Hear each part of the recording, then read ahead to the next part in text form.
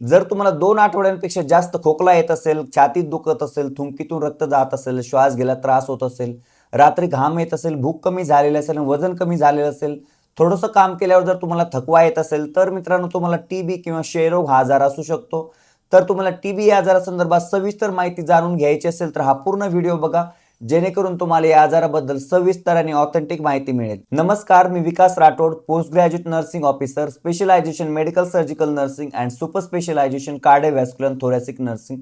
मित्रांनो, मी post graduation करत असताना ओबेसिटी म्हणजे लठ्ठपणा कसा कमी करावा याच्यावरती रिसर्च केलेला आहे आणि मी एक प्रोफेशनल फिटनेस ट्रेनर आहे. तर आज आपण या व्हिडिओमधून ट्युबरक्युलोसिस किंवा क्षयरोग या आजाराबद्दल सविस्तर माहिती बघणार आहोत. या व्हिडिओमध्ये आपण टीबी म्हणजे काय, टीबी होण्याची कारणीभूत घटक आणि टीबी झाल्यावर काय काय चिन्ह लक्षणे दिसतात, टीबी आजारात करण्यात येणाऱ्या तपासण्या, उपचार आणि प्रतिबंधात्मक उपाय आणि जर टीबी आजाराचं जर व्यवस्थित ट्रीटमेंट घेतली नाही तर होणारे कॉम्प्लिकेशन्स अशी सविस्तर माहिती बघणार आहोत. टीबी किंवा क्षयरोग हा एक संसर्गिक आजार आहे. हा आजार स्पेशली फुफ्फुसाला किंवा लंग्सला होणारा आजार आहे, परंतु आपल्या शरीरातील वेगवेगळ्या भागांना पण हा आजार होऊ शकतो. म्हणून या आजाराचा प्रतिबंध करणे अत्यंत आवश्यक आहे. टीबी या आजाराचा पहिला जंतू 24 मार्च 1882 रोजी डॉक्टर रॉबर्ट कॉक या जर्मन शास्त्रज्ञांनी शोधून काढला. तेव्हापासून या आजाराला कॉक्स डिसीज असे म्हणतात. आता पण पाहूयात कुठल्या जंतूमुळे आपल्याला टीबी किंवा क्षयरोग हा आजार होतो, म्हणजेच कॉझिटिव्ह एजंट ऑफ ट्युबरक्युलोसिस. आपल्या शरीरामध्ये मायकोबॅक्टेरियम ट्युबरक्युलोसिस नावाचा जंतू जर गेला तर आपल्याला टीबी किंवा क्षयरोग आजार होऊ शकतो. हा एक स्लो ग्रोइंग बॅक्टेरिया आहे किंवा ऍसिड फास्ट बॅसिलाई आहे. टीबीच्या आजाराच्या जंतूने जर आपल्या शरीरामध्ये शिरकाव केल्यास त्याचं थोडं थोडं ग्रोथ अँड डेव्हलपमेंट होत असते आणि त्याच्यानंतर आपल्याला ट्युबरक्युलोसिस किंवा क्षयरोग आजार होतो. Now we will see the mode of transmission, म्हणजे ट्युबरक्युलोसिस या आजाराचा प्रसार कसा होतो.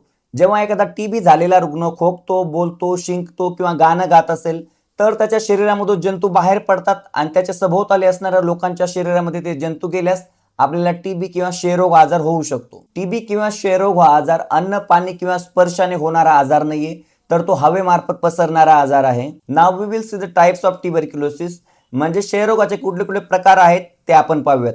आपल्या शरीरामध्ये कुठल्या अवयवाला टीबी झालेला आहे त्याच्यावरून त्याचे प्रकार पडलेले आहे. सर्वात जास्त पल्मोनरी ट्युबरक्युलोसिसचे पेशंट आजपर्यंत जगात आढळून आलेले आहेत आणि फुफ्फुसा व्यतिरिक्त दुसऱ्या अवयवांना टीबी होऊ शकतो. त्याला एक्स्ट्रा पल्मोनरी ट्युबरक्युलोसिस असे म्हणतात. आणि latent TB infection, drug resistant किंवा मल्टी ड्रग रेजिस्टंट ट्युबरक्युलोसिस अशा प्रकारचे ट्युबरक्युलोसिसचे पेशंट असू शकतात. आता पण पाहूयात रिस्क फॅक्टर्स ऑफ ट्युबरक्युलोसिस किंवा कुठल्या आजारांमध्ये ट्युबरक्युलोसिस आजार होण्याचे जास्त धोके असतात ते आपण पाहूयात. त्यामध्ये सर्वात जास्त महत्त्वाचं आहे माल न्यूट्रिशन. ज्यांचं प्रॉपर हेल्थ नसेल किंवा आरोग्य नसेल, माल न्यूट्रिशन असेल किंवा त्यांचं वजन नॉर्मलपेक्षा खूप कमी असेल, इम्युनिटी खूप कमी असेल, अशा व्यक्तींना ट्युबरक्युलोसिस किंवा क्षयरोग आजार होण्याचा जास्त धोका असतो. ज्या व्यक्तींना HIV किंवा एड्सचा आजार झालेला आहे, त्यांची इम्युनिटी एकदम खूप कमी झालेली असते, त्यांना ट्युबरक्युलोसिस आजार होण्याचा जास्त धोका असतो. त्यानंतर डायबिटीज किंवा मधुमेह असणाऱ्या रुग्णांना टीबी आजार होऊ शकतो. ज्या व्यक्तींना HIV किंवा एड्सचा आजार झालेला आहे, एड्स झालेल्या रुग्णांना त्यांची इम्युनिटी खूप कमी झालेली आहे, म्हणून त्यांना ट्युबरक्युलोसिस किंवा क्षयरोग आजार होण्याचा सर्वात जास्त धोका असतो. किंवा डायबिटीज किंवा मधुमेह आजार असणाऱ्या रुग्णांनाही ट्युबरक्युलोसिस हा आजार होऊ शकतो, म्हणून त्यांनी व्यवस्थित काळजी घेणं गरजेचं आहे. जर तुम्हाला डायबिटीज किंवा मधुमेह आजारासंदर्भात सविस्तर माहिती जाणून घ्यायची असेल तर आमच्या घे उंच भरारी या मराठमोळा यूट्यूब चॅनलवरती तो व्हिडिओ आपण अपलोड केलेला आहे. तो व्हिडिओ आपण पहा, जेणेकरून तुम्हाला डायबिटीजच्या आजारासंदर्भात सविस्तर आणि ऑथेंटिक माहिती मिळेल. देन स्मोकिंग अँड अल्कोहोलिक, जे सिगारेट स्मोकिंग करतात किंवा अल्कोहोल कन्झम्पशन करतात किंवा वीक इम्युन सिस्टम असणाऱ्या लोकांना ट्युबरक्युलोसिस किंवा क्षयरोग आजार होण्याचा सर्वात जास्त धोका असतो. म्हणून अशी सर्व कारणे टाळणं अत्यंत आवश्यक आहे किंवा आपण सिगारेट स्मोकिंग थांबवणं, आपली इम्युनिटी बिल्ड करणं अत्यंत आवश्यक आहे. आता पण पाहूयात फुफ्फुसाचा क्षयरोग असणाऱ्या रुग्णांना काय काय चिन्ह लक्षणे दिसतात. अशा रुग्णांना 2 ते 3 आठवड्यांपेक्षा जास्त खोकला येतो, त्यांना ताप येतो, थुंकीतनं रक्त जातं, श्वास घ्यायला त्रास होतो, छातीत दुखणे किंवा रात्री घाम येणे, मळमळ उलटी होणे, वजन कमी होणे, भूक कमी होणे, अशा प्रकारचे चिन्ह लक्षणे फुफ्फुसाचा क्षयरोग असणाऱ्या लोकांमध्ये दिसून येतो. जर आपल्याला अशी चिन्ह लक्षणे किंवा कोणत्या आपल्या जवळच्या व्यक्तींना अशी चिन्ह लक्षणे दिसत असतील तर फुफ्फुसाचा क्षयरोग असण्याची जास्त शक्यता असू शकते. म्हणून लगेचच हॉस्पिटलमध्ये जाऊन ट्रीटमेंट घेणं अत्यंत गरजेचं आहे. आता पण पाहूयात एक्स्ट्रा पल्मोनरी टीबी सिम्पटम्स, म्हणजे फुफ्फुस सोडून शरीराच्या वेगळ्या अवयवांना जर ट्युबरक्युलोसिस किंवा क्षयरोग हा आजार झाला तर काय काय चिन्ह लक्षणे दिसतात. आपल्या शरीरामध्ये कुठल्या अवयवाला क्षयरोग आजार झालेला आहे त्यानुसार त्याचे वेगवेगळे चिन्ह लक्षणं दिसू शकतात. जर लिम्फ नोड्सला जर क्षयरोग झालेला असेल तर लिम्फ नोड स्वेलिंग होतात किंवा पेन होतो किंवा त्रास होत असतो. टीबी स्पाईन असेल किंवा आपल्या पाठीचा जर ट्युबरक्युलोसिस किंवा क्षयरोग झालेला असेल, पाठ दुखणे, काम करता न येणे, अशा प्रकारचे चिन्ह लक्षणे दिसून येतात. टीबी मेनिंजायटिस किंवा डोक्याचा जर क्षयरोग झालेला असेल तर डोकं दुखणे, कन्फ्युजन किंवा काही पण बरगळल्यासारखं वाटणे, अशा प्रकारचे चिन्ह लक्षणे या आजारामध्ये दिसून येतात. टीबी ॲब्डोमेन किंवा पोटाचा ट्युबरक्युलोसिस झालेला असेल तर पोट दुखणे, डायरिया लागणे किंवा जुलाब लागणे. TB bone, joint pain, lack of movement, आपल्या हाडाचा जर क्षयरोग झालेला असेल तर आपले हाडे दुखतात, जॉईंट दुखतात, गुडघे, कंबर दुखायला लागते किंवा आपल्याला मुवमेंट करता येत नाही किंवा हालचाल करता येत नाही. टीबी स्किन किंवा त्वचेचा क्षयरोग झाल्यास नॉन हिलिंग अल्सर्स दिसून येतात किंवा त्वचा लालसर होणे, खाज येणे, अशा प्रकारचे चिन्ह लक्षणं दिसून येतात. किंवा कुठल्या अवयवाला आपल्याला क्षयरोग झालेला आहे त्यानुसार वेगवेगळे चिन्ह लक्षणं दिसतात. आता पण पाहूया क्षयरोग या आजाराचं निदान कसं करतात किंवा डायग्नोसिस ऑफ ट्युबरक्युलोसिस म्हणजे कुठल्या अवयवाला क्षयरोग झालेला आहे त्यानुसार त्याचे चिन्ह लक्षणं ऑब्झर्व करण्यात येतात किंवा त्यानुसार त्याच्या तपासण्या करण्यात येतात. जर समजा आपल्याला छातीचा क्षयरोग किंवा फुफ्फुसाचा क्षयरोग झालेला असेल तर थुंकीची तपासणी सर्वात महत्त्वाची तपासणी आहे.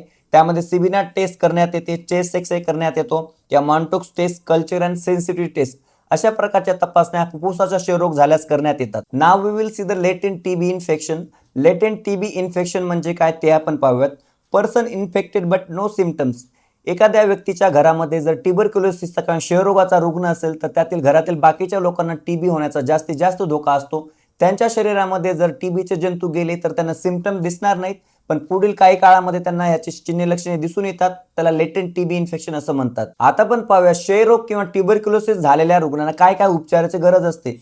अशा रुग्णांना जास्तीत जास्त 6 महिन्यापर्यंत ट्रीटमेंट देण्याची गरज असते. 6 महिने जर अँटीबायोटिक दिले तर त्यांचा क्षयरोगाचं इन्फेक्शन कमी होऊ शकतो किंवा त्यानुसार त्यांना वेगवेगळी ट्रीटमेंट देण्याची गरज पडत असते. ज्या व्यक्तींना मल्टी ड्रग रेझिस्टंट ट्युबरक्युलोसिस असतो त्यांना वेगवेगळे औषधं सोबत देऊन त्यांचा तो आजार बरा करण्याचा प्रयत्न करण्याची गरज असते. टीबी झालेल्या रुग्णांना first line anti TB drugs देऊन हा आजार बरा करण्याचा प्रयत्न करतात.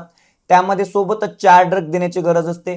त्यामध्ये आहे आयसोनियाझिड, रिफाम्पिसिन, पायराझिनामाइड, इथेनब्युटॉल, हे 4 ड्रग सोबत दिल्यास टीबी हा आजार लवकरात लवकर बरा होऊ शकतो. टीबीच्या रुग्णाने डॉक्टरांच्या सल्ल्यानुसार सर्व औषध गोळ्या घेणं अत्यंत आवश्यक आहे.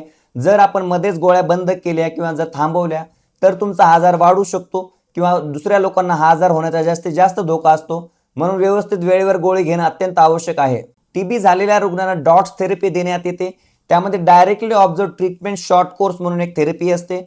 एन्श्योर कंप्लीट ट्रीटमेंट, अशा रुग्णांना व्यवस्थित ट्रीटमेंट चालू आहे का, ते रुग्ण व्यवस्थित मेडिसिन घेत आहेत का हे बघण्याची गरज असते किंवा त्यांचा ड्रग रेझिस्टन्स होऊ नये म्हणून प्रतिबंध करण्याची गरज असते. ड्रग रेझिस्टंट ट्युबरक्युलोसिस असणाऱ्या रुग्णांना जास्तीत जास्त काळ मेडिसिन घेण्याची गरज असते. म्हणून आपण टाइम टू टाइम मेडिसिन घेणं अत्यंत आवश्यक आहे आणि मेडिसिन सोबत हाय प्रोटीन डाएट किंवा चांगला आहार घेणं अत्यंत आवश्यक आहे. आता पण पाहूयात कॉम्प्लिकेशन्स ऑफ ट्युबरक्युलोसिस.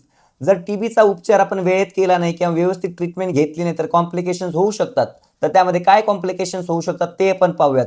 जर समजा आपल्याला पल्मोनरी ट्युबरक्युलोसिस असेल किंवा फुफ्फुसाचा क्षयरोग असेल आणि जर आपण वेळेत ट्रीटमेंट घेतलेली नसेल तर आपल्याला फुफ्फुस खराब होण्याचा धोका जास्त असू शकतो किंवा हेमोप्टायसिस म्हणजे थुंकीतून रक्त जाण्याचं प्रमाण वाढू शकतं आणि थुंकीतून रक्त जाऊन आपल्याला ॲनिमिया किंवा रक्तक्षय सारखे आजार होऊ शकतात. स्प्रेड टू अदर ऑर्गन्स, आपल्या शरीरातील वेगवेगळ्या अवयवांना हा आजार होण्याचा धोका असतो आणि जर आपण वेळेत ट्रीटमेंट घेतली नाही किंवा याचं कॉम्प्लिकेशन झालेलं असेल तर अशा व्यक्तीचा मृत्यूही येऊ शकतो. म्हणून अशा रुग्णांचा लगेच रोग निदान करून उपचार करणं अत्यंत गरजेचं असतं. जर तुम्हाला ॲनिमिया किंवा रक्तक्षय आजाराबद्दल जर सविस्तर माहिती जाणून घ्यायची असेल तर आमच्या घेऊनचं भरारी या मराठमोळा यूट्यूब चॅनलला लाईक, शेअर आणि सबस्क्राईब करा आणि या आजाराबद्दल सविस्तर आणि ऑथेंटिक माहिती जाणून घ्या. नाव we will see the prevention of tuberculosis म्हणजे टीबी या आजाराचा प्रतिबंध कसा करू शकतो. त्यामध्ये सर्वात महत्त्वाचं आहे बीसीजी वॅक्सिनेशन. जन्मता बाळाला बीसीजी वॅक्सिनेशन देऊन टीबी आजाराबद्दल रोगप्रतिकारक शक्ती वाढवण्याची गरज असते, जेणेकरून भविष्यामध्ये त्याला टीबी आजार होणार नाही किंवा जर झाला तर त्याची तीव्रता कमी असेल.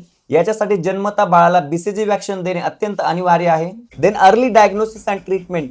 टीबी झालेल्या रुग्णांचं लगेच रोग निदान करून उपचार करणं अत्यंत आवश्यक असतं, जेणेकरून भविष्यामध्ये त्याचे कॉम्प्लिकेशन टाळले जातील. त्यासोबतच अशा रुग्णांना गुड न्यूट्रिशन म्हणजे चांगला आहार देणं, आहारामध्ये प्रोटीन, हिरवा भाजीपाल्यांचा समावेश जास्त करणं अत्यंत आवश्यक असतं, जेणेकरून त्यांची रोगप्रतिकारक शक्ती वाढेल आणि त्यांचा टीबी आजार बरा होण्यास मदत होईल किंवा त्यांचे कॉम्प्लिकेशन्स टाळले जातील. त्यासोबतच टीबी आजाराचा प्रतिबंध करण्यासाठी प्रॉपर व्हेंटिलेशन असणं खूप गरजेचं आहे. जर प्रॉपर व्हेंटिलेशन नसेल तर आपल्याला ट्युबरक्युलोसिस किंवा क्षयरोग आजार होण्याचा जास्त धोका असतो. टीबी ही एक जागतिक आरोग्य समस्या आहे. आपल्या भारतामध्ये सर्वात जास्त ट्युबरक्युलोसिसचे पेशंट आढळतात आणि त्याच्यासाठी नॅशनल ट्युबरक्युलोसिस एलिमिनेशन प्रोग्राम राबवण्यात येत असतं. आता पण पाहूया टीबी झालेल्या रुग्णांना काय काय आहार देण्याची गरज असते जेणेकरून त्यांची रोगप्रतिकारक शक्ती वाढेल आणि त्यांचा टीबी आजार बरा होण्यास मदत होईल. तर अशा रुग्णांना हाय कॅलरी हाय प्रोटीन डाएट देणं गरजेचं असतं.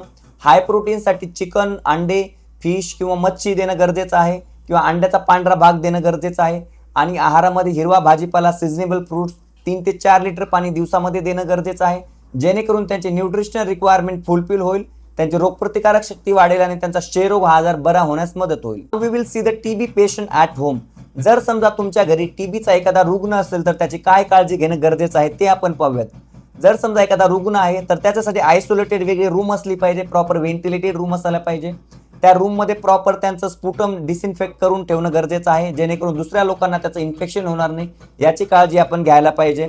त्याला व्यवस्थित प्रोटीनचा आहार द्यायला पाहिजे, हाय कॅलरी फूड द्यायला पाहिजे. आहारामध्ये हिरवा भाजीपाला, सीझनेबल फ्रुट्स, 2 ते 3 किंवा 3 ते 4 लिटर पाणी देणं गरजेचं आहे जेणेकरून त्याची रोगप्रतिकारक शक्ती वाढेल आणि हा आजार बरा होण्यास मदत होईल. हा आजार दुसऱ्या व्यक्तींना होऊ नये म्हणून त्याचं स्पुटमचं किंवा त्याचं थुंकीचं प्रॉपर डिसइन्फेक्ट करणं गरजेचं आहे.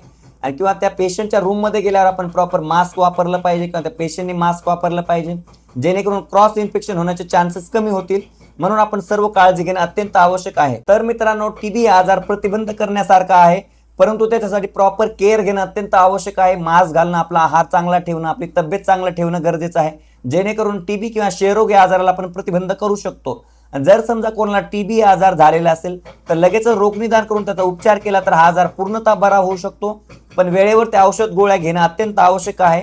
तर मित्रांनो, अशाच विविध आजारांबद्दल माहिती जाणून घेण्यासाठी आमच्या घेऊनच भरारी या मराठमोळ्या यूट्यूब चॅनलला सबस्क्राईब करा. आणि जर तुम्हाला हा व्हिडिओ आवडलेला असेल तर लाईक, शेअर आणि कमेंट करायला विसरू नका.